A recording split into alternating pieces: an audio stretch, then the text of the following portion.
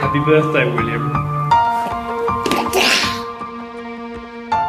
You can't take children. You just can't take children. He's 3.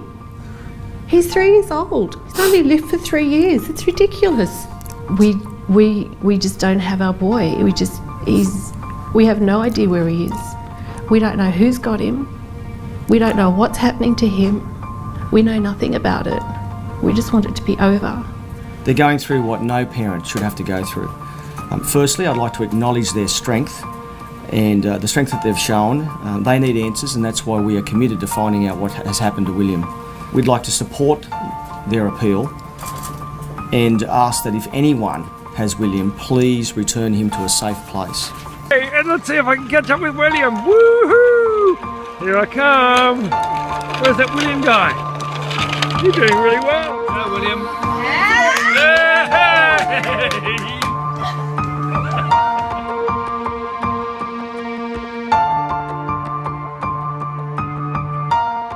If somebody has him, and if he is alive, I want him to be safe. I want him to be feeling loved, and I want someone to be looking after him.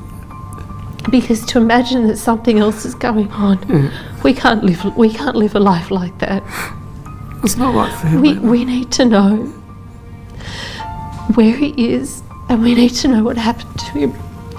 Because we can't live forever like this. Just give him back. Do the right thing. Give him back. Take him to a church. Drop Take him him to off. a police station. Take him to a school. Give him to someone. Give him back. On Friday the 12th of September 2014, 3.5-year-old William Tyrrell was playing in his foster grandmother's back garden in the semi-rural town of Kendall, New South Wales in Australia. It was between 9:40 and 10:30 a.m. when William Tyrrell disappeared without a trace and was never to be seen again. 10 years on, it is unlikely we are to ever find William alive. And despite police and community efforts scouring the area of Kendall, New South Wales, William Tyrrell and anything linked to his disappearance has never been found. This case does remain open and the coronial inquest is ongoing, so the information available to the public is incredibly limited. That being said, I've scoured media resources and I've also used podcasts such as the Nowhere Child and the Where is William Tyrrell podcast to form a timeline and to present the information in a way that will be easy for you to understand. Now let's get into the little background we do have on this case. So because William Tyrrell is a foster child, the identities of his foster parents, his biological parents, as well as his sister have all been protected by the court. So I will be using pseudonyms to replace their names. So as far as we're aware, William Tyrrell was born on the 26th of June 2011 to his parents, who we will refer to as Stacey and Daniel. As far as I can tell, Stacey and Daniel already had a child in care, that being William Tyrrell's older sister, who we will call Lindsay. So I believe Lindsay was already in care at the time of William's birth. Now, when William was born, it was initially really great, but at some point, it was decided that William needed to be removed from the environment he was in, as it was unfit for a child. Now, when Stacey and Daniel realised this, they took off with William and they ran away to William's paternal grandfather's home, where they stayed for a period of about 7 weeks without being caught by police. It wasn't until Stacey and Daniel actually tried to move into their own home that they were indeed caught by police, and William Tyrrell was taken from their care. He was officially removed from the care of Stacey and Daniel. Now, after this, William Tyrrell spent a night in the hospital, I believe just having checkovers and making sure he was okay, before being reunited with his older sister Lindsay in the care of his foster parents, who we will refer to as Jane and Peter. Jane and Peter had been accredited foster carers since 2011, and depending on the source, they either have always wanted to be foster carers or they actually had their own fertility issues that led them to the adoption pathway. And for whatever reason, this adoption pathway didn't work out and they ended up becoming foster parents. So either story, I'm not sure. There is a statement from Jane saying that they've always wanted to do foster caring. So I think we should probably go with the version of events that have been told directly by Jane. A huge thing that you guys decided to do to become their foster carers. What made you decide to do that? It's just something we've always wanted to do. So we're just following through on what we said we wanted to do. I do want to touch a little bit on the foster care accreditation process in Australia. So if you want to become a foster carer, it is a pretty rigorous process. It does take at least 6 months to complete. It involves in-person education that occurs over several weeks. It also involves multiple background checks, including police and criminal checks, as well as working with children checks. It does require multiple interviews where your answers are essentially picked apart. All of the information that has been gathered on you is then presented to a board of people who identify whether you are suitable or not to be a foster carer. Now, despite all these rigorous processes, including home and environment checks, we know that things still go wrong in foster care. We know that we have a high amount of foster kids who are incredibly vulnerable and traumatized, who are being abused and neglected in care. So I don't want to make out that foster care in Australia is amazing, because I know it definitely has its shortcomings. Now, that being said, the same week as William Tyrrell went missing, another foster child named Braxton drowned in the backyard in a pool in his foster carer's back garden. Now, when this property was investigated, it was found to be completely unsuitable for a child to be living in. There was exposed electrical cords just hanging from the ceiling, and there wasn't even a gate around the pool that he fell into, and it was completely dirty and murky. So we know that from these examples that foster care, just because it may seem all rosy on the outside, it isn't, and there are definitely still gaps in the system. And I know a lot of this comes from the fact that foster care and child protection, out-of-home care in general, because it is government run, it is overrun, underfunded. There are so many children that require care, and there just isn't enough suitable foster carers. So I can see a situation where a child is being placed into an environment that may have not been checked over properly, or may have not been, checked for safety by someone before coming to them, just because of the pressure of caseworkers needing to get children into care, especially as it comes to a Friday night or over the weekend. That being said, let's move on to the case. So from what I have found, Jane's parents had been living in Kendall for an extended period of time. I'm not sure how long, up until the time where William went missing. But I do know that early in 2014, around January, February, that William Tyrrell's foster grandfather, or Jane's father, had passed away, and they had attended at this time his funeral. And at the time of September, I don't think they'd been back since that January, February time when Jane's father had passed away. So on this weekend that was coming up between the 12th and the 15th, I believe the foster family were intending to make this trip to Kendall to assist Jane's mother, the foster grandmother, to pack up her home. So since the grandfather had passed away, it had become evident that Jane's mum, who we will also refer to as Margaret, she was becoming a little bit too old to be living in this huge property, this large house, and so far away from her family. So the plan was for Jane and the family to go up there for both a weekend away, as well as helping Jane's mother pack up her home. The original plan for the foster family was to head up to Kendall on Friday the 12th of September. However, on Thursday the 11th, Jane was already off of work, and Peter had a change in his meetings. So even though he had to do a meeting the following morning, they had the whole afternoon free, and they were able now to go to Kendall a night early. So Jane found boarding for their cats. She packed up their family car. Peter came home. They jumped in the family car together, and then they started driving. The first place they got to was Sydney Pet Boarding, where they dropped off their cats for the weekend. Then at around 3:45 to 4 p.m, they show up at the daycare centre / kinder centre that both William and Lindsay attend in separate rooms. Now, when they got there, they told the kids that they were going to Kendall a day early, and the kids were so excited. The car was already packed and they hadn't any idea, so it was a big surprise for them. So they then pop the kids in the car and they start their drive to Kendall. Now, on their way, they do make 3 stops, and these stops have been verified by police. So the first stop that was taken by the family was at a Caltex fuel station, and this was a usual stop about an hour into their trip So the kids and the family could stretch their legs, and the kids and the adults could go and use the bathroom if they needed. Now, a little further down the road, probably about another half an hour later, they then arrived at a McDonald's, and the family are caught on CCTV at this particular McDonald's, and they are seen ordering and eating their food. After they'd finished their food, it was now quite dark out, and the kids and everyone got into the car, and Jane and Peter and the children started driving and continuing their trip to Kendall. And it was a few minutes down the road when Jane realised that the kids were looking sleepy, so they decided to pull over to the side of the road and put on pull-ups or little nappies on the kids, so if they fell asleep and they had any accidents, it wouldn't damage the car or their seats.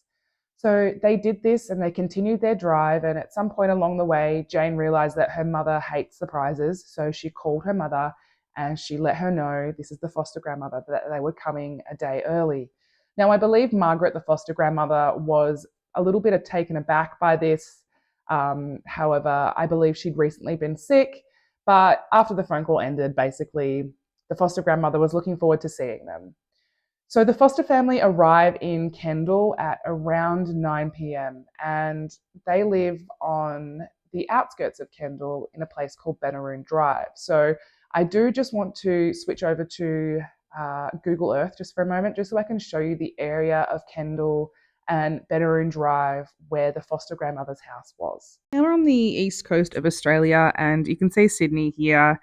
Then about a 3.5 hour drive north of Sydney is where Kendall is located. Now, Kendall in itself is quite a little town, like a little village. So the town of Kendall does have a rich history with art dating about 150 years. I don't know anything more specific about that, but the population is quite small, of about 1,200 people. It is one of those places that is really tight-knit, that kind of everybody knows everybody. You always run into someone you know when you're out and about in Kendall. Now, just from the outskirts of Kendall is Benaroon Drive. Now, I just want to draw your attention to how much bushland is around Benaroon Drive, and even just like further south.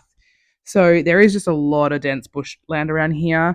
And I do believe a lot of this bushland that is around Benaroon Drive in particular was searched by police and has been multiple times. I believe this is where all the SES volunteers and that were searching as well. So we will get to that in this case, but I did just want to show you that. Now, Benaroon Drive in itself, like I said, is on the outskirts of town. It is described as a really quiet street, one of those places where you can just, the sound carries and you can just hear everything on the street. Now, there is a video that I will share with you a bit later on in this video of the foster father doing a walkthrough of the day of William's disappearance, and you can just hear in that video how much the sound does travel. Now, we see Benaroon Drive here, and it looks like on this map that Benaroon Drive actually continues on into the bushland, but in reality, the formal road does end here at the end of Benaroon Drive, and then it does turn into a dirt, like gravelly track. Now, this track is really difficult to access by a usual like hatchback or sedan, but if you had a four-wheel drive vehicle, you could technically access this path. And it does lead kind of further into the bushland. So that's just something to think about when we do get into this case. Now, that being said, let's just search and zoom in. So this is where William Tyrrell was last seen, this house. And I imagine he was kind of out in the front, probably in this driveway where he wandered off to.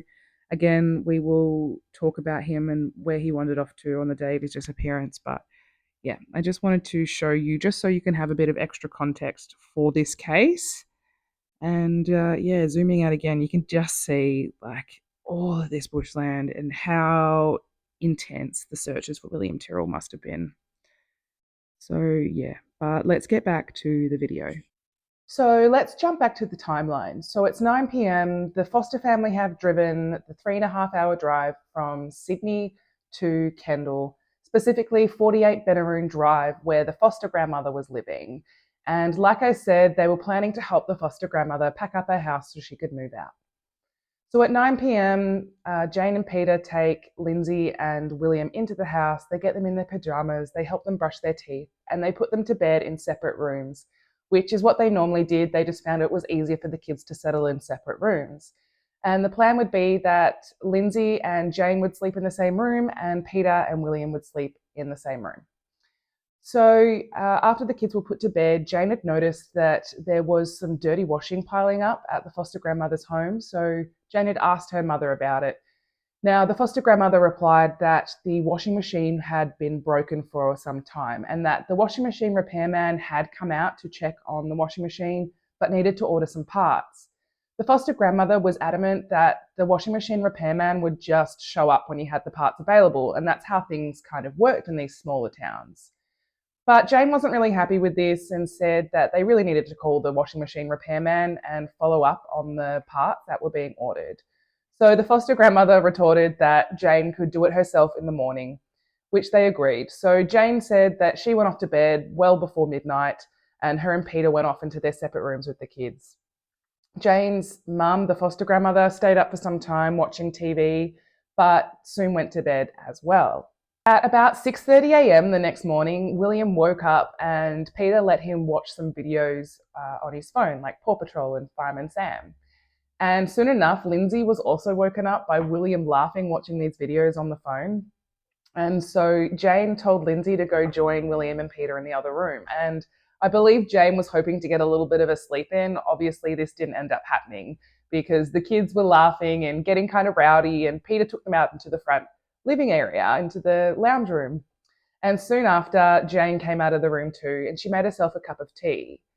And after she made herself her cup of tea, she kind of wandered over to the front glass sliding door that looked out over Benaroon Drive. And she states as she was standing there drinking her tea and looking out the window, she noticed that there was 2 cars parked across the road. Now, they caught her attention because each of the properties on Benaroon Drive, like we saw, they're quite far apart from one another. And if someone was visiting a specific person on Benaroon Drive, you would expect them to pull directly into that driveway versus parking somewhere down the street. So this caught Jane's attention, and so she notices that these cars are parked quite close to each other, that one is a white station wagon and one is a grey sedan. And she also notices that the driver's side windows of both of these cars are down, but she doesn't see anybody inside the cars at these times.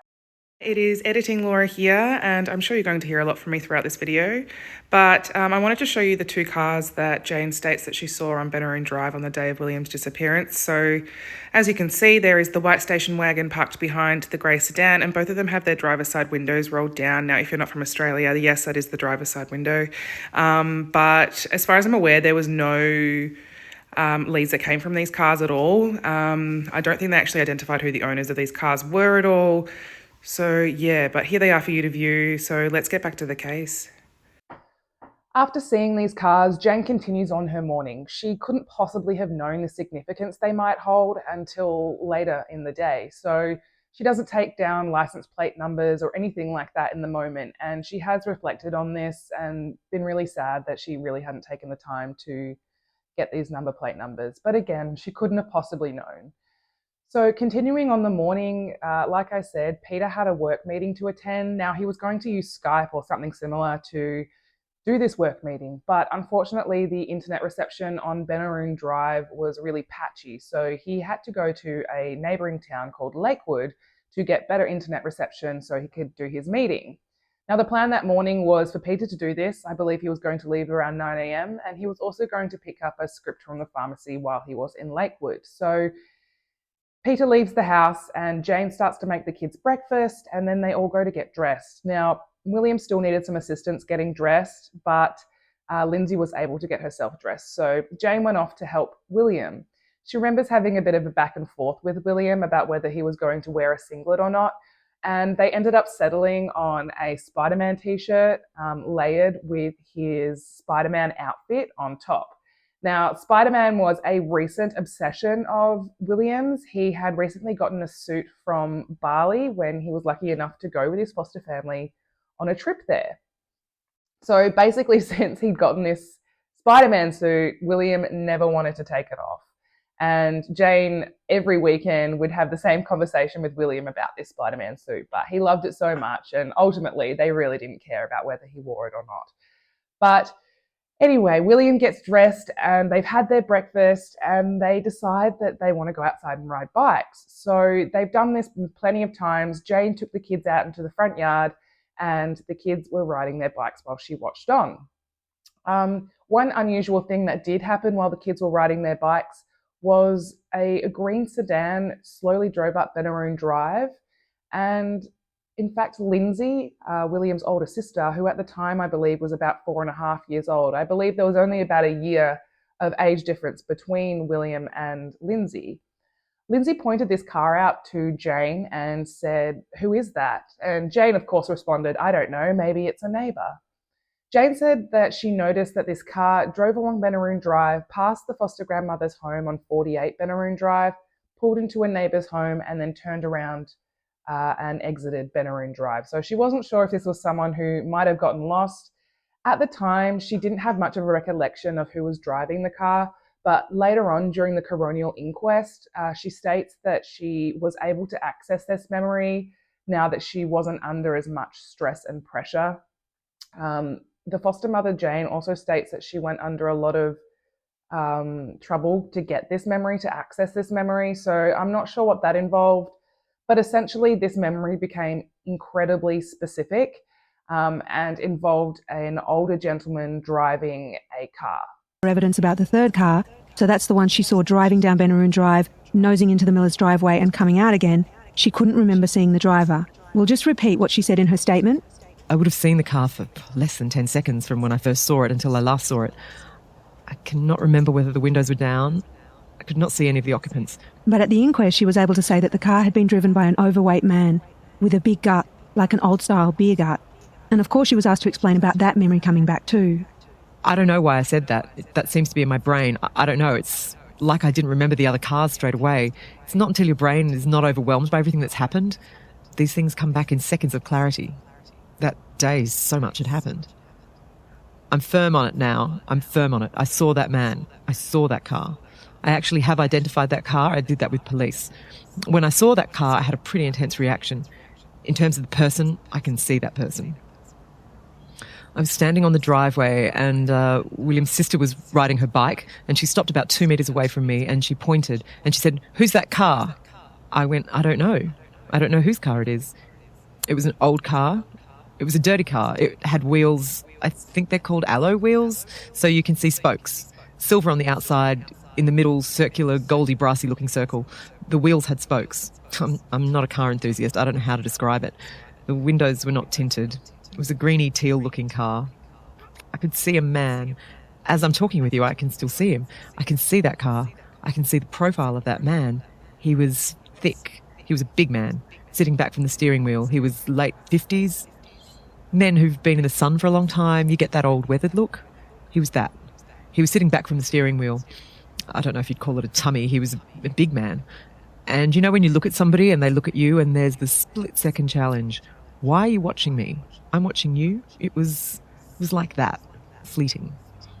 William's foster mum told the inquest that she went through a long and emotionally draining process to retrieve that memory of that man. And it's actually fairly common to have things come back to you days or even weeks after a traumatic event. So after the kids were finished up riding their bikes, they went back inside for a little while. That was before William got a bit restless again and wanted to do something different outside. So Jane decided to set the kids up with some drawing things, some pencils and paper and crayons and stuff to make some pictures for their foster grandfather, who I'd mentioned passed away earlier in 2014. So the kids were drawing, but after not very long, William got a bit bored again. So they got out a dice and they were playing some dice game, and again, William got bored. So William started playing this game he called Daddy Tiger. Now, it was while William was playing this game that the last photo of him was snapped. Now, this is the photo that is most well known for the case, and this photo was taken at 9:37 a.m. on a digital camera. Now, there has been some speculation around whether the time on this digital camera was changed after the fact, but again, there's no clear evidence that it was tampered with, and if it was, it does remain confusing about how it, plays into this case, if it does at all. But essentially, this last photo of William is accepted that it was taken at around 9:37 a.m. as he's starting to play Daddy Tiger, and you can see him in his Spider-Man suit and his mouth is open in a roar, and he then jumped off of the back deck and he's running around the back garden roaring and playing his game Daddy Tiger before he starts to run kind of around the right-hand side corner of the house. Now, William runs around the corner and Jane, the foster mother, can hear him playing. The foster grandmother is sitting on a chair and Lindsay, his older sister, is sitting on this lower deck as well, drawing. So Jane goes inside and makes a cup of tea and an unknown amount of time passes. Now, this could be 5 to 10 minutes, this could be 30 minutes. We're not entirely sure how long it was where Jane didn't hear or see William, but all she knows is that at some point she starts to realize she actually hasn't heard William roaring for a bit. So she heads back outside with her cup of tea and she's looking around for William, and she makes her way around the right side of the house where she knew he had been playing. Now, this is only 2 or 3 meters from where the foster grandmother and Lindsay were sitting, and she calls out to William, but he doesn't respond. And the foster mother says that around this time she starts to panic a little bit. So she's walking around the garden, she's calling out to William, and she starts even looking underneath the house to see if he's hiding somewhere. And she's not hearing William respond. And keeping in mind, this street is very quiet. As I have previously mentioned, you can hear neighbours having conversations from your individual houses, you know, without even being able to see the people talking. So it would be unusual if William was calling back in response for him not to be able to hear his foster mother, Jane, calling out to him. So Jane is calling out before at some point she wanders out onto Benaroon Drive and she starts to walk down the street of Benaroon Drive, and she's calling out to William, but she's not hearing anything back. It's about this time that Jane states she runs into a neighbour named Anne-Marie Sharpley, or Anne-Marie Sharp. I've seen the name spelt both ways. But this neighbour, Anne-Marie, essentially said that she had been outside when she heard Jane yelling out for William. And she goes down to see what's going on with Jane, and Jane states that William is missing. And Anne-Marie reassures Jane, hoping that this is not the worst case scenario, that he's just wandered off and probably just hiding somewhere and waiting to be found.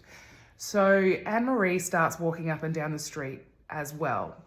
Now, it is around this time that Jane gets into her mother's grey Mazda hatchback. Now, there is some confusion around this part of the story because as far as the public are aware, now I'm not sure if the police statements were different, but as far as the public were aware, Jane hadn't mentioned driving her mother's car initially when the police had asked. But in the coronial investigation in 2019 and 2020 and beyond, Jane has stated that she actually did get into the foster mother's grey hatchback and started driving around the streets of Benaroon Drive. She states that this was in an effort to try and find William if he had wandered off further than she had thought or expected. She states that she had the windows down and was calling out to William and that she hadn't heard anything. Now, while the foster mother Jane was searching, and I don't know of the location of where Jane was at this time. I'm not sure if she was on foot or if she was in the car. And I'm not sure, again, of where she was in relation to Benaroon Drive at this time. But while Jane was searching, she states that she heard this high-pitched screaming noise in the bush. And she thought it might have been a child calling out in pain. So she starts to wander closer to the bush and she's calling out William's name and she's not hearing any responses. So she's kind of moving closer and closer to this bush. Again, I think still working on the idea that William has just wandered off. And she states that as she's getting closer to the bush, she realizes how dense this bush is and how sharp and kind of treacherous the underbrush of this bush is. And she can't imagine William ever wandering into it by himself, especially as he would get scratched up and hurt. So as she hadn't heard any response or hadn't heard another scream or anything like this, she puts it down to the sound of a bird and she decides to walk back from this bush line wherever she was and just continue her search elsewhere. Now, after she's driven around for a bit, I assume she returns home where the foster grandmother and I believe neighbours are beginning to look around. Jane states that she receives a message from Peter saying home in 5. This message was sent with Siri, which means, he was already driving and on his way when he sent this message. So Jane, seeing this message, for some reason gets it into her head that maybe William ran down the road and maybe Peter has William for some strange or bizarre reason. She's kind of hopeful at this point that maybe William is with Peter for some reason. So Peter does eventually come home and Jane runs up to the car and she asks Peter, do you have William? And Peter is very confused at this point because he obviously doesn't have William. And Jane then informs Peter that William is missing. And that's when Peter gets out the car and starts to join the search. Where is he? Where's he gone? She said, he was here 5 minutes ago, still sitting down. Yep. Right? I said, well, where's he gone? She said, I can't find him. So I won't run for the purposes. Yeah, right? we won't be keeping up. But I started to go down here. I was calling his name. Were you motioned? Sorry? Were you motioned this way, do you think, or she actually identified this? She said that he was last seen around here. Yep. But I thought, okay, well, you know, if he was down at the road, you possibly would have seen him. So he's in his bright clothes. Just for the video. Yep. Just can you say your own name? Just how loudly you said that? In my own name. Yeah, just so we can have an example. William, come on, William. Where are you, William? Right. Thank you. Okay. Mm-hmm. And that's continuing all the way down here. Yeah, I didn't go down here initially. Okay. Because I could see that area, but I thought that if he's gone somewhere, I continued to traverse across, and I was following every area. I was looking because I knew what he was in. Okay, so I continued to follow down. And that's the Spider-Man suit. Yeah. But I would have walked. You know, I think I came over here. I did 90 minutes in this area. Yeah, I understand that. I'm not going to take you through the 90 minutes, but I went down and, you know, I've been in Cubs, Scouts, Venturers. I've been out bush on motorbike trips and all that sort of stuff. I'm pretty savvy in that regard. I would go to a section where I'd know that, okay, well, there's fencing there that he wouldn't get through. Yep. Right, which would drive him down to a specific direction. So I then, went out towards the street. Couldn't see anything there, but trying to uncover things as I went. Then. So you've checked that dollhouse over there? Yep, absolutely. Went through there, went went underneath their house, went around their house, went in there, because they weren't home. Yeah. I went in their carport. They've got a caravan in there that's all locked away. I went in there, I checked under there. And that was locked? Caravan was locked, yep, absolutely. So you're being fairly systematic, is that? Yeah. That's the best way to describe it? Yep. And I was looking in everything I possibly could. I then couldn't find him. I then found there's a walking trail or a trail that leads to the cemetery. I followed that. You know, I was still looking for things on the ground, if there's something, you know, he might have lost a shoe or something like that. You were yelling all this time? All this time, yeah. Did the yelling increase in yes. Being louder and louder? Excuse me, sorry. That's all right. Whoops. Yeah, all the time. Okay. Yelling for him all the time. Okay. So, at what point do you cross over back to Benaroon? I can't remember exactly because I came back up. So I got down to this point where, you know, you had no choice but to come back across. I ran back up here.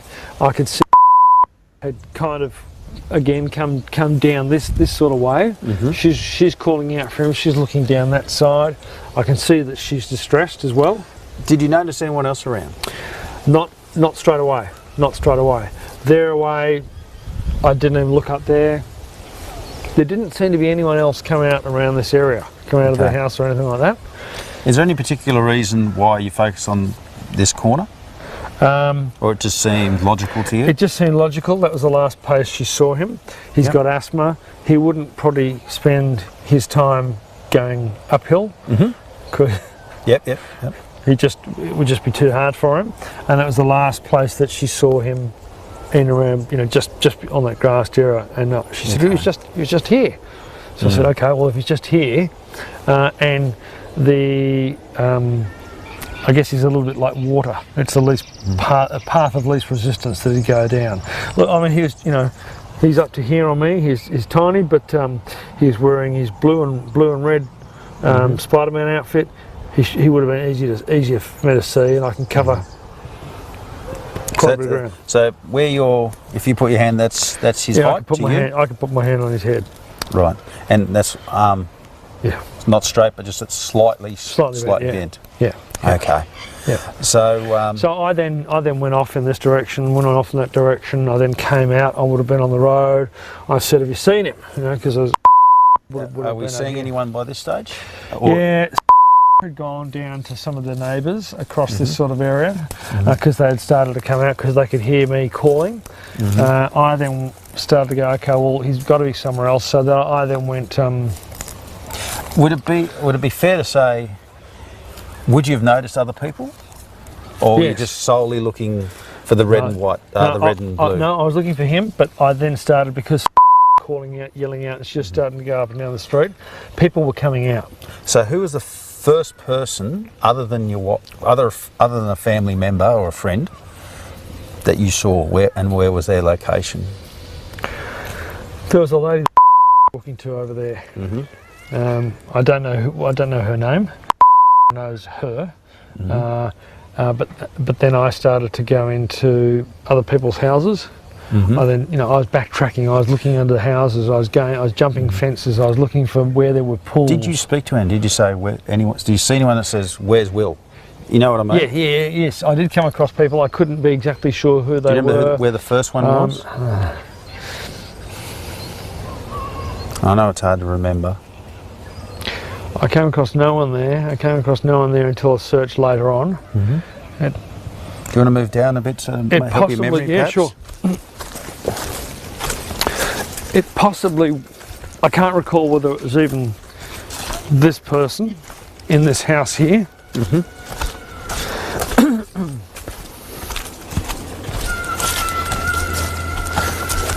So obviously we're skipping the actual route that you told. Yeah. I don't think you would have been able to catch up with me. Yeah. Yeah, no, I saw that. I don't know about you guys, but the sound of the kids playing and screaming in the background of the walkthrough video with the foster father was just so creepy to me and like a bit chilling. But it did also show you like how the sound does travel in this area, and it makes you realize William couldn't possibly have been calling back out at this point, because if he had been, the sound would have travelled, and he would have been able to hear his foster mother call him if he was on Benaroon Drive when they started searching. So for me personally, at this point, I feel like William's already been taken. He's probably been taken by some stranger at this point, and everybody's going out to search for him, but little do they know, he's likely long gone at this stage. This is really upsetting, and especially because everyone is believing that William is lost for such a long period of time, that when they do start searching, people are trampling potential evidence, and any evidence for this case is just non-existent, basically. But all we really do have is witness testimonies and persons of interest, and it's really hard to believe that this child just walked off, got abducted, just disappeared on this day without any sign, without any evidence. But like I said, even if there was, it's likely that the really helpful community volunteers and police that came to search for the little boy lost at the beginning, they probably ruined any evidence that there may have been, even if there was some. So yeah, but moving on from this, after Peter had been searching for a little while, he crossed paths with Jane again, and he told her to call 911. This is Simone. Yeah, hi. My son is missing. He's 3.5. Okay. Sorry. What's your address? Benaroon Drive, Kendall. Okay. Benaroon Drive in Kendall? Yes. All right, I'm just going to bring that up on my map. It won't be a moment. Thank you. How long has he been missing? We've been looking for him now for about 15 or 20 minutes, but okay. I thought it could be 5, it could be longer, because he was just playing around here. We heard him, and then we heard nothing. Okay. So what the nearest cross street being Ellendale Crescent, is that right? So what is it? Ellendale Crescent? I don't know. This is my mum's house. Okay. Hang on. There's another lady out helping us look for him. I'll see if I can find her. But it's Benaroon, BEN. AROO. Yeah, I can see where you are. I'm just wondering. Yeah, so it's Benaroon Drive in Kendall, and I've got your nearest cross street as being Ellendale Crescent. It could be. I don't know. Okay. So he's been missing since about 10:30. Yeah, I'd say so. Okay. Can you describe him to me? How tall? Obviously not very tall. No, he'd be about 2.5 feet. He's wearing a Spider-Man outfit. Yeah. What colour hair has he got? He's got dark sandy coloured hair. It's short, and he's got really big browny green coloured eyes. Okay. What's he got? Any shoes on? Do you know any other distinguishing features? He has. He's got a freckle on the top of his head. When you part the hair on the left-hand side, yep, you'll see a freckle on the top of his head. Okay. All right. Do you know where he might have gone? We actually live, Mum's property is near a state forest. Okay. And they're on huge blocks. We've walked up and down Benaroon Drive, and we can't find him. Okay. What's his name? William. What's William's surname? Tyrrell, Tyrrell. Okay. Has he been known to sort of go anywhere? No, this is the first time. The first time completely out of character. There wasn't anyone suspicious in the area? Any vehicles? No. Okay. Well, not that I'm aware of. I was out there talking with Mum and my other daughter, so. Okay. And we heard him roaring around the garden, and then I thought, I haven't heard him. I better go check on him and All right. find him. We'll send police to see you at Benaroon Drive in Kendall. Yes, We'll also please. get a message broadcasted to all the cars to keep a lookout for him as well. Yes, okay. please. Thanks all very right. much. Thanks. Bye-bye. Bye. 911 calls are always really tricky to listen to, but this one was even more unsettling to me. I think just the way that Jane is trying to keep herself calm, and I think in this moment she's starting to realise that this situation is more serious than she really wanted to accept in this moment. I can feel her confusion a little bit, especially around details like the cross street of Ellendale Drive.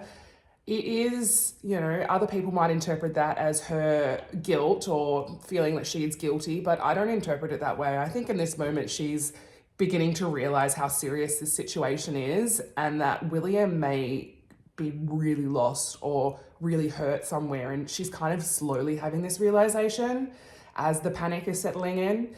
And it's just really tricky to listen to. But now that we've heard a little bit from the family... Hello, it is Editing Laura here again, and I forgot to mention during filming about the short parts of the statements we have from William's foster grandmother Margaret and his older sister Lindsay, who was 4 at the time of his disappearance. So the first one we're going to get into is the foster grandmother's statement of events of the morning that William went missing. I've got a little bit of that here for you. So she said that William was being extremely boisterous, that he's quite a masculine child. And she said that he was playing with the dice, but he soon lost interest in the dice, and he jumped around. He had his Spider-Man costume on. He was full of beans, jumping out of his skin with energy. He started roaring like a tiger. He lost interest in the dice, she says that again, and ran down the 2 small steps on the back patio onto the grass and ran around the right side of the house to the front, and that was the last time I saw him. So that's her. And that's all we have from the foster grandmother. And the next thing we're going to listen to here is a small part of Lindsay's statement. And again, this is all we have from Lindsay. Lindsay's identity is protected by the court. She's also a minor, so that's another reason why her identity would be protected. And I believe Jane and Peter have done their best to kind of keep her out of the limelight, keep her out of the chaos of this case. She said, "Okay, do you remember yesterday I spoke to you about William?" And William's sister replies, "Yes. And you told me some stuff about William and what happened. You told me he was wearing a Spider-Man outfit and running around. Did you say he was a tiger or a lion?" "A tiger. A tiger. Can you show me where he was playing like a tiger?" "Okay." At this point, she leads police around towards the back deck where she had been doing her drawing and where her foster mum says she was sitting having a cup of tea. And she says he was playing there on the balcony. Now remember that word, balcony. She says balcony, but she doesn't mean the high balcony that's 5 metres off the ground. She means the low deck, and we know that because the police officer says, when you say the balcony, is that what you call that thing there? And points to the low deck. And she says, oh yes, that one. I call that the balcony. And then the police officer says, what happened next? And she says, he went off to find Daddy's car. Now, by Daddy's car, she means her foster dad's car, because, of course, as we've explained, he went off and they're expecting him to come back. And so then she says, okay, can you show me where? And she says, here. Was there anyone else here? Mummy and Nana. Your mummy and Nana? Where was Mummy? Here, on the chairs, with Nana. On that chair? Where was Nana? Because I can see there's 2 chairs. Nana was on one and Mummy was on one. And what were you doing on the veranda? Playing. What were you playing? Drawing. You were playing drawing, were you? And you said William was playing like a tiger. A tiger. Can you show me how he was playing like a tiger? He kneels down on the ground and then he says, roar. Okay. And then he went around there. Do you know why he went around there? There's no reply recorded. You don't know? No. All right. Well, that's what I wanted to know. What happened after he went around there? Mum and Nana were there? I don't know. And when you couldn't find him, what happened next? We were looking for him. We couldn't. Can you show me where you looked for him? Here and everywhere there. Did you look for him? Yes. Where did you look? Everywhere. Can you show me where? Yes, down there and down there, down there and down there. Okay. And could you find him? No. Okay. Has William ever gone to look for Daddy before? Yes, but he hasn't run off. And that's all we have from Lindsay, and it's so heartbreaking to think about this little 4-year-old girl missing her little brother and just having no answers as to where he's gone. I can imagine this is stuck with her for the rest of her life. She would be, I believe, about 15 years old, 14, 15 years old now. But that's everything we do have from the family. Let's hop back into the case. I did want to move on to other neighbours that were in the street on Benaroon Drive and just about their perspective of what happened that day. So the first one I am going to talk about is Anne-Marie Sharp. So I've already discussed Anne-Marie Sharp. She's one of the neighbours that Jane came across in the first instance when she was looking for William. So Anne-Marie Sharp had kids of her own, and on Friday morning on the 12th of September, she'd taken her kids off to school and she'd returned home on Benaroon Drive. So when she did get home, she was hoping just to have some downtime and time to read her book and things like that before she had to go pick up the kids again. She did notice at some stage it was really warm and sunny outside, so she decided to go outside and enjoy the sun and read her book. Anne-Marie Sharp states at around 10:30 a.m. as she was outside reading her book, she heard what she thought was a high-pitched screaming or squealing noise, which she first identified as maybe a child. So she had heard Lindsay and William playing outside earlier in the morning, so she thought maybe it could have been them. She also thought maybe it could have been a bird. As people are aware, we have a lot of wildlife in Australia, and a lot of the birds that we do have, they can sound like people screaming. So she thought maybe it could be a bird, maybe it could be a child, but she's not really sure at this point. And it is interesting when we know that Jane has also reported hearing a scream, but we don't know where Jane was when she heard this scream, and we don't know if those two line up in timing at all. So it is what it is, but Anne-Marie heard this scream, she brushed it off, and she just continued reading and enjoying her morning when she started hearing Jane calling out for William in the street. So she starts to wander down to meet Jane. And when she does wander down to meet Jane, she does notice immediately that Jane is really distressed, and she's starting to say things like, maybe he's hit his head and he can't hear me, I can't understand why he isn't calling back. She tells Anne-Marie that William is missing, and Anne-Marie immediately comforts her and says, we're going to find him. Let's start looking together. So Anne-Marie joins Jane and they start walking up and down the street together. And it's around this time that Anne-Marie starts knocking on neighbours' doors. Now, before we go any further, I do want to point out that there is a discrepancy between the foster mother Jane's timing of when she saw Anne-Marie and Anne-Marie's version of when she saw Jane. So in Jane's version of events, she states that one of the first things she did after checking the surrounds of 48 Benaroon Drive was she headed out onto Benaroon Drive, and she then started calling out, which is when she came across Anne-Marie. However, Anne-Marie states that perhaps this wasn't the case. She states that Jane actually didn't come up to her home. She didn't see Jane until well after Peter had already gotten home. So in Jane's version of events, she saw Anne-Marie before Peter came home. In Anne-Marie's version of events, she saw Jane after Peter came home. So there's a discrepancy there. Again, this could be accounted for by shock or panic, but it is important to mention, especially because we just have no answers in this case. So after this, Anne-Marie continues walking up and down the street knocking on neighbours' doors. Now this is when she gets to our second witness, Paul Savage. So Anne-Marie knocks on Paul Savage's door. She lets him know that William is missing, and he then comes out and joins the search. So let's talk a bit about Paul Savage. So Paul does play a bigger role in this case as we get a little bit further, but for now all I want is his witness accounts. So on the day of William Tyrrell's disappearance, Savage states that he went for his walk like he does every morning. Savage is a creature of habit, and this has been witnessed by police. He constantly goes on this morning walk and takes the same path every day. So as we saw earlier, at the end of Benaroon Drive, it turns into a bit of a dirt track. And so on this day, Paul Savage had walked along this dirt track as he normally does, and he'd come back home at around 8:50 a.m. When Savage does arrive home, his wife Heather is at home also. She has since passed away, but at the time of William's disappearance, she was getting ready to go to bingo. She went to bingo every Friday with her friends, and when Paul got home, he went to the kitchen, he made himself a cup of tea and some toast, and he then called a hospital in a nearby town called Casino. Now, this town was where Savage's brother lived, and his brother had recently had surgery. So Savage was calling the hospital just to get updates from his brother about how he was doing and when he was going to be released, because I believe that the plan was for Savage to go and watch his brother for a week. So after he made this call, he realizes it's about 10:35 and Heather hasn't left to go to her bingo game yet. So he's worried she's going to be late. So he tells Heather to get her skates on. She does, and she leaves the house and makes it to her bingo game with no problems. So Savage is now at home alone, and he states that he was listening to his radio really loudly, and he accounts this as to why he didn't hear anybody searching for William in the street. After a little while, Anne-Marie Sharp knocks on Savage's door, which is about 11 a.m. Now, Savage does eventually hear her knocking on his door. He goes to answer the door, and Anne-Marie Sharp lets Savage know that William has gone missing. So when Savage finds out this information, he wants to join the search, so he comes out and he states that he had noticed that everybody that was searching was downhill, so he decided he would go uphill because no one was searching uphill.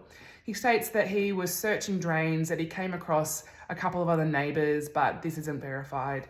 He also states that then he decided to start walking along his bush path that he normally walks along. And he states that he was walking along there for a little while, calling out for William, but didn't hear anything. So he decided to cut back through the bush, around to the back of his house. So when he does cut through here, it is now about between 11:30 and 11:45 a.m. So 30 to 45 minutes after Savage had originally left to search for William. So he does come back, and then he walks through his house into the front garden area and notices that the police have arrived.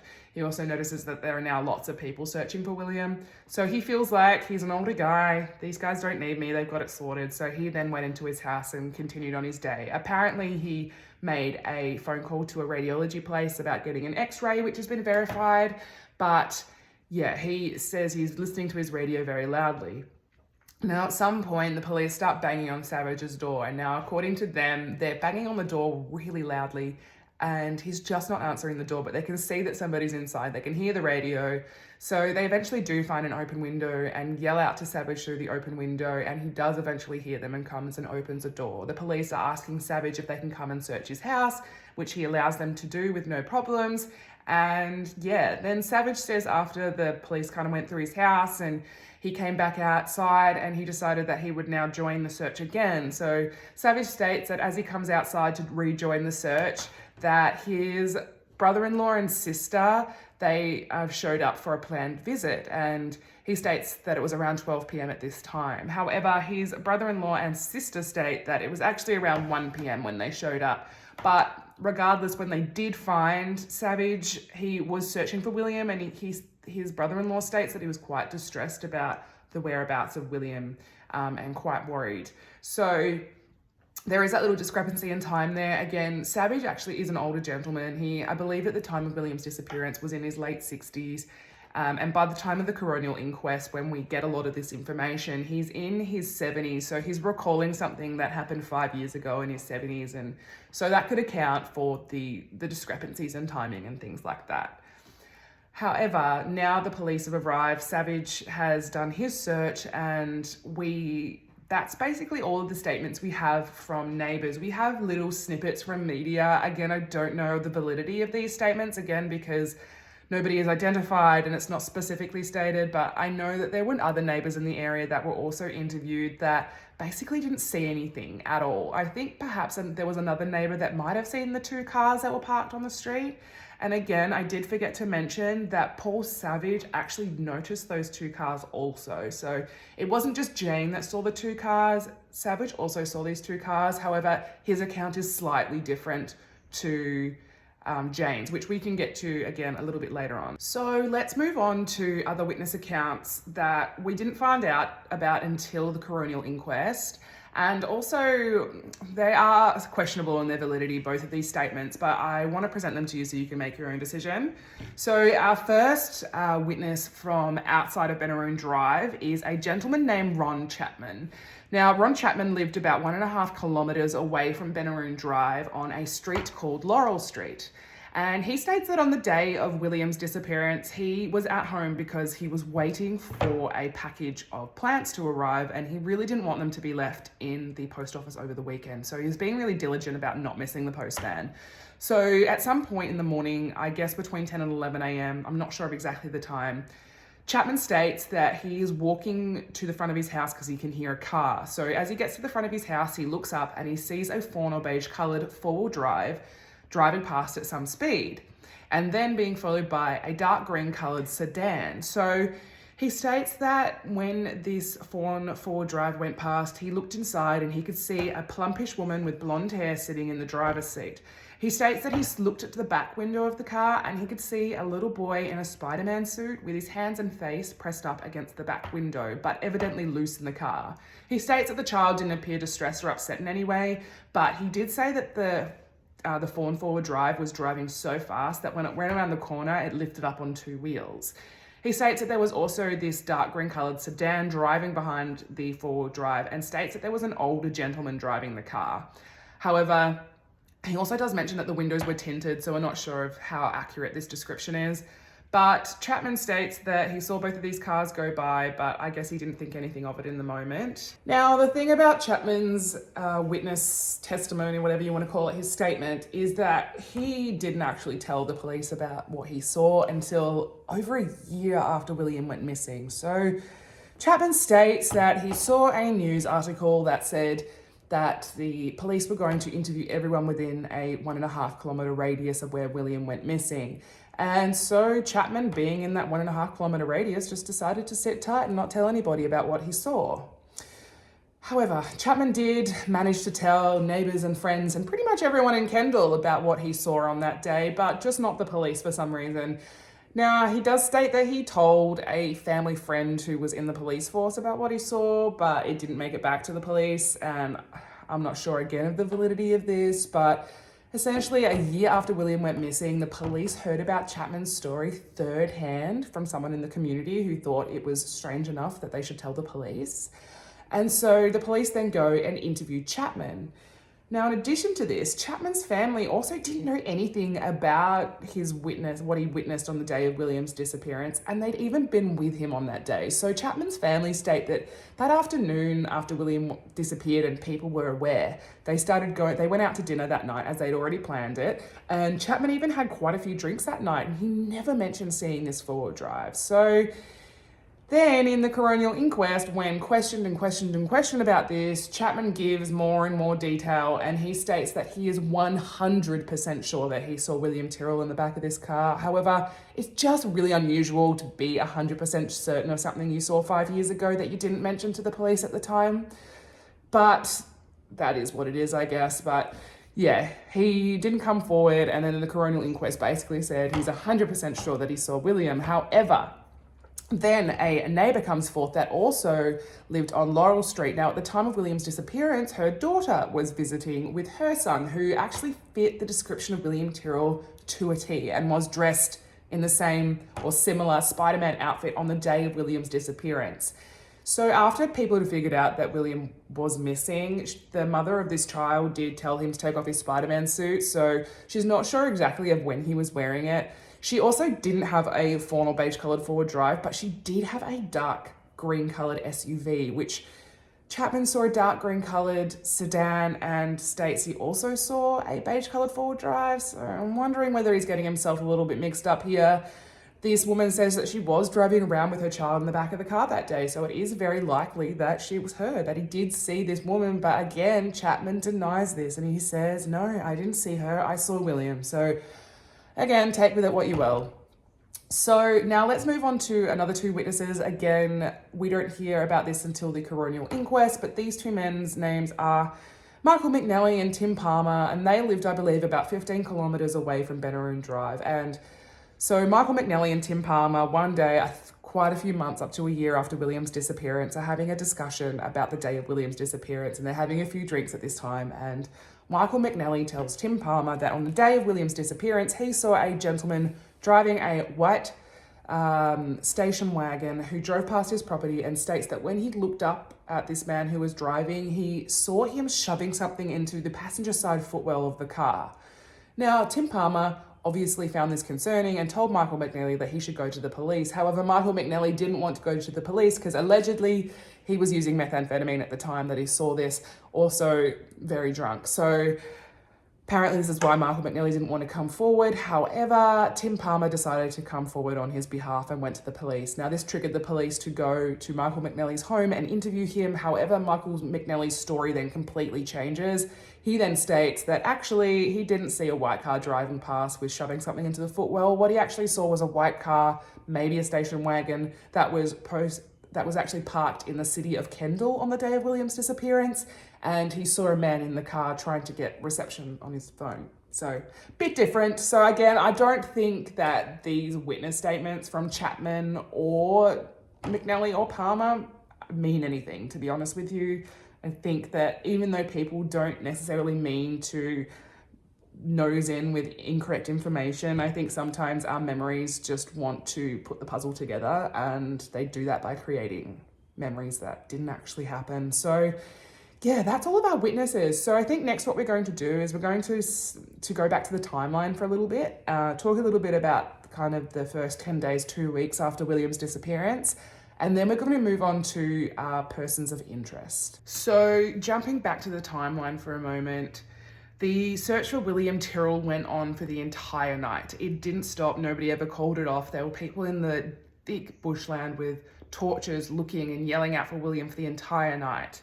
Now, Jane and Peter state that at some point they realised they were just going to have to go back home. I think Jane had actually stayed at home because the police had created a base at their home and they'd asked her to stay put.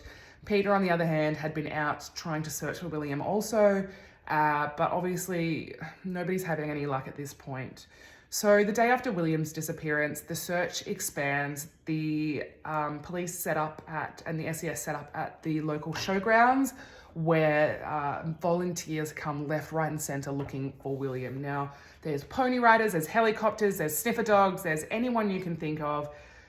The sniffer dog, I believe, got so exhausted at some point because of navigating through the thick brush for about 90 minutes that actually collapsed and was covered in bleeding scratches. So we're kind of thinking at this point, if a dog that is trained by the police can't hack it in the bush for 90 minutes, then maybe a 3.5-year-old couldn't, and probably a 3.5-year-old just wouldn't wander into the bushes. And I think at around this time, Jane, Peter and the police are all kind of having this same realization that they have to keep searching the general area, but perhaps William has actually been abducted. So their first line of inquiry is obviously parental abduction, because in 95% of cases, at least in Australia, of child abduction, it actually is the child's parents that have abducted them, and it's usually about some sort of domestic situation. Now, because William's biological parents, Stacey and Daniel, had previously abducted him when he was a baby, they thought maybe they could have tried this again. And so the police then go and start looking into Stacey and Daniel. So they do go out to Stacey and Daniel, who are living in Sydney. Again, this is 3.5 hours away from Kendall, driving. So the police in Sydney go out to see Stacey and Daniel, and they do gather their alibi, and everything checks out. So basically on the morning of William's disappearance, Daniel, William's biological father, he went to the local McDonald's to use the Wi-Fi, and at some point decided he didn't want to go to work that day. He allegedly had a shoulder injury and that was hurting him, so he decided not to go. Now, Stacey, William's biological mother, was actually heavily pregnant at this time and also had another child in their care. So she had decided that day that she wanted to go shopping, and when she found out Daniel wasn't going to work, she wanted him to go with her. However, he was taking such a long time that Stacey just decided to leave him at home. Now, Stacey took the kid with her, and they both went shopping, and I imagine they're caught on CCTV here. There's probably receipts, etc., that put her here. And when they do arrive home a couple of hours later, maybe 2 to 3 hours later, Daniel is at home at this point, and it is determined that there's just no way that Daniel and Stacey could have made it to Kendall and back without being noticed in this time. So it's just not possible given the time that they had available to them. Now, that being said, the police didn't stop there. They thought maybe Stacey and Daniel could have hired somebody to take Daniel for them. To take William for them. So they did bug their house. They also bugged their car and listened for an extended period of time, and they found that Stacey and Daniel were being truthful and that they didn't have anything to do with this at all. And in fact, it really is sad to think about, because Stacey and Daniel, the biological parents of William, they didn't hear about his disappearance until 7 hours after it happened. And they also didn't hear about this from the police. They heard about it through the foster agency, and it's just so sad that, you know, William went missing, and essentially Stacey and Daniel were kind of the last people to know, which is just horrible. Like, I can't even imagine how that would have felt. I'm sure, like, with the challenges of foster care in the first place, and I know that Stacey and Daniel really wanted to get William and Lindsay back in their care, but yeah, it is really, it's a really tricky situation, and it just is horrendous for them. So I do feel for them in this situation for sure. Yeah, so they check out Stacey and Daniel. Now the police, obviously they've interviewed Peter and Jane at this point, and they've cleared them.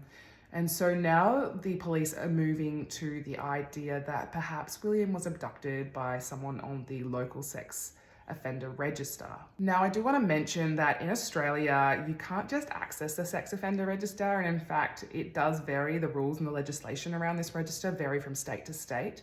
But I do know there's just no central way that a person can check and see if there are sex offenders in their area.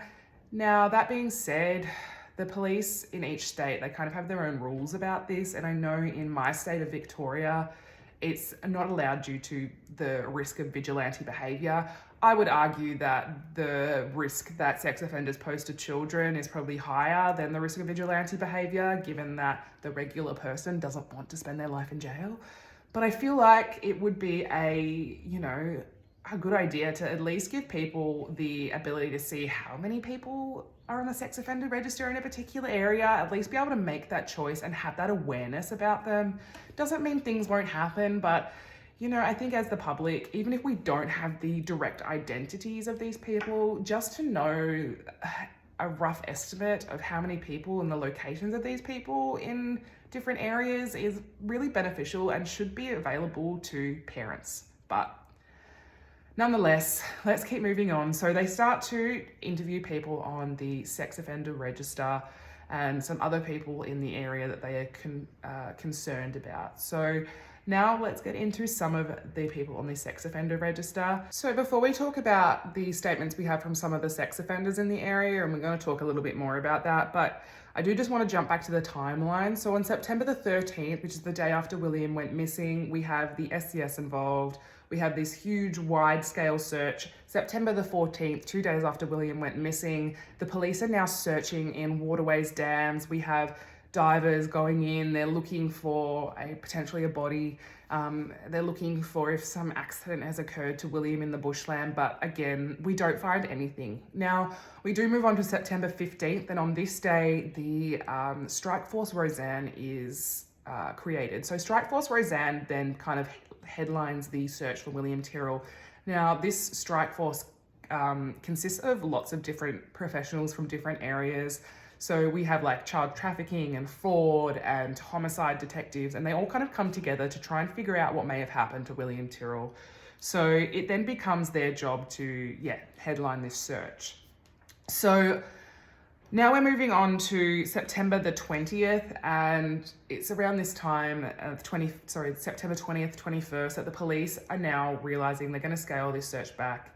A few days prior, September the 16th, 4 days after William's disappearance, the police did announce that they believe that if William Tyrrell was still in the bushland, that he'd likely would be passed away by now. He would be deceased. So they are focusing now on, if they are going through the bushland area anyway, they're focusing on looking for William Tyrrell's body, not necessarily to find him alive. So that was really heartbreaking news. But again, I think in the media, we're still looking at this as a little boy lost, not a little boy abducted or missing.